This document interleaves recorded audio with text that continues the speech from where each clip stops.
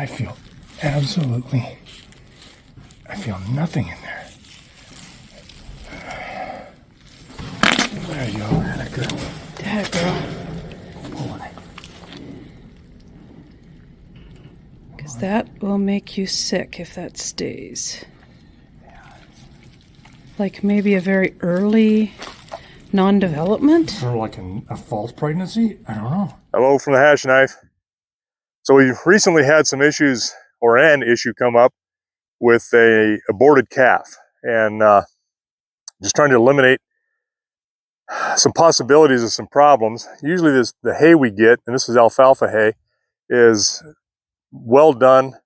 There are big squares. We want to make sure that we don't have any high nitrates in our hay, and just as a double check. So we're going to take some samples here, send it to a lab, and have them analyze it for, or it's everything really, a broad spectrum, including the nitrate levels and nitrites, and see where they're at, because too high nitrates can cause abortion in cattle. Too high can cause death in cattle, even the older stuff. We're going to kind of poor boy this. Poor people got poor ways, the old man used to say. So this is a dehorning spoon. As you can see it, we can kind of drill into that and pull out of samples and put some in this bag that we've taken samples from the area of the stacks and systematically decided where we're going to take it from. So this one happens to be from the northeast corner of the stack. We'll fill this up enough to get a good sample, as well as the other ones, and then send them off to the lab. So usually there's a device that you can do to kind of auger in, crank in. We could make one real quick, but we don't use it that often. So I'm going to just kind of work my way in there in this. Going to shake it a little bit and core in. It'd be nicer to go even a little deeper, but we're going to get probably the nastiest sample we can here. Going to pull that out. Get that up inside of there. Work that out, and we'll just keep doing this. Nice good core sample of some good hay, not weathered. Never thought I'd ever use a dehorning spoon to test hay, but you know, you think about what kind of tools you got, what you can use, and how to apply them to something else. And I haven't used these spoons in, good gosh, I don't know.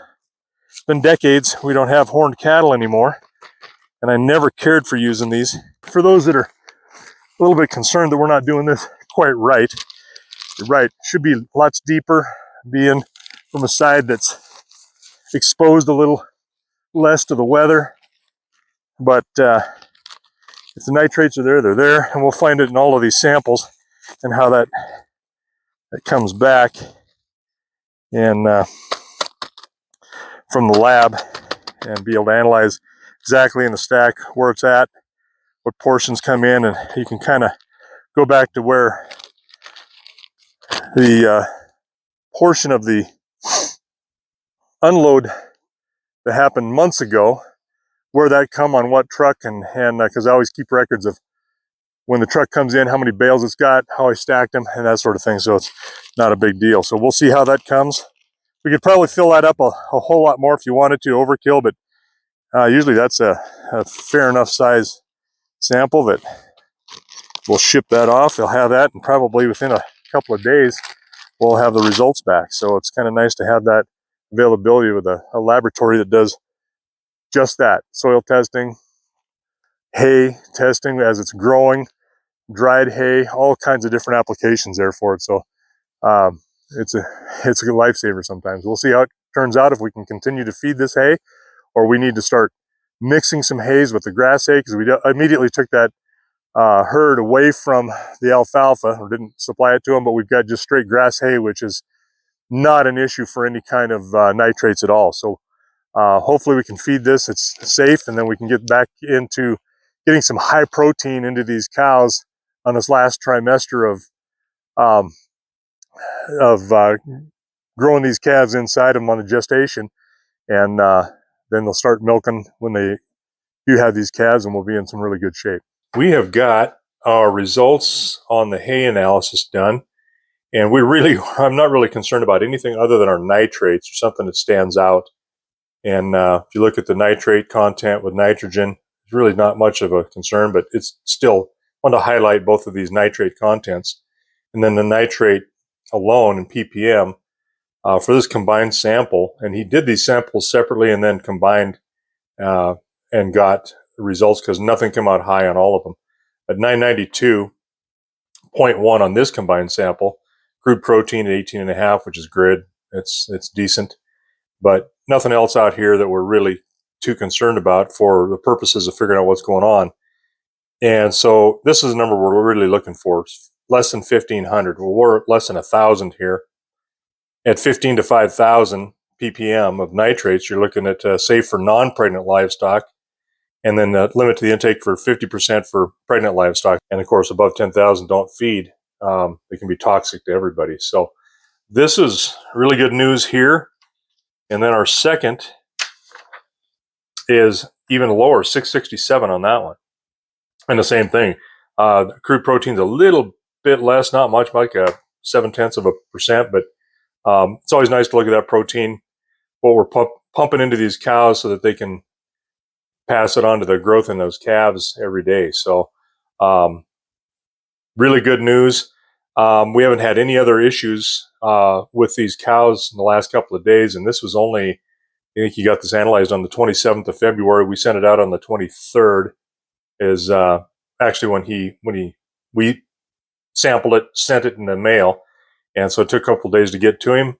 And within a day after he did this, he let us know. So North Border Analytics, we appreciate that, from Chinook, Montana, and we will use him again without question. He's very knowledgeable and spend some time on the phone with you when you need to. But so we had a different issue other than feed on this cow. Haven't seen anything else since then, so we'll have to see if we develop any other things. Hopefully there's no issues and we'll be able to follow up with that. We're going to come out and pick up a bale this morning, actually a couple bales, and we've been feeding some grass, straight grass hay, so we want to transition this last trimester to these cows. So we've got some really high protein, really good hay for them on this last month or so of growth. It was really important to these calves that are in utero.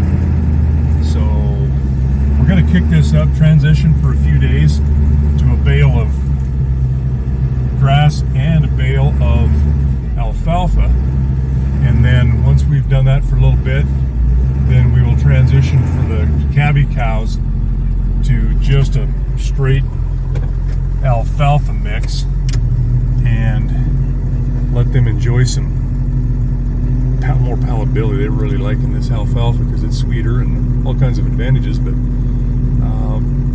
we want to make sure that any steers that we've got out there, we're not going to make an issue for, potential for change of feed, particularly on the alfalfa for like water belly, things like that. So we want to transition slow to it, and then try to keep those guys on grass anyway, as they'll be away from the calvy cows. And so we're just trying to hit that delicate balance of a little bit of both without anybody getting hurt. And we're going to have a couple of distinct herds here with the calvy cows, and then some heifers that are not bred and steers, and they will still get some grass and maybe a little bit of alfalfa. We'll see how we do with them, but it won't last long because we're going to have some cows with calves kicked in with them at some point. So I want those cows to also have alfalfa, so they get some good help on some milking for these calves and getting some growth on them once they're on the ground and nursing. So that's kind of the plan.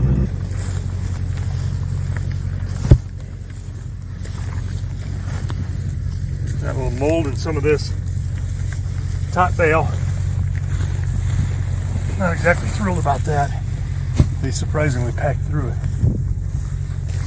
When it gets wet like this, a little mold on it, it wants to stick together a little bit more. It doesn't want to flake off the back. And it's still better than the alternative of not being able to feed it.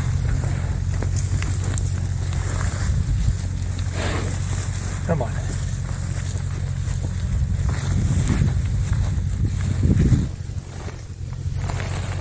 Not as bad as it's been. All right.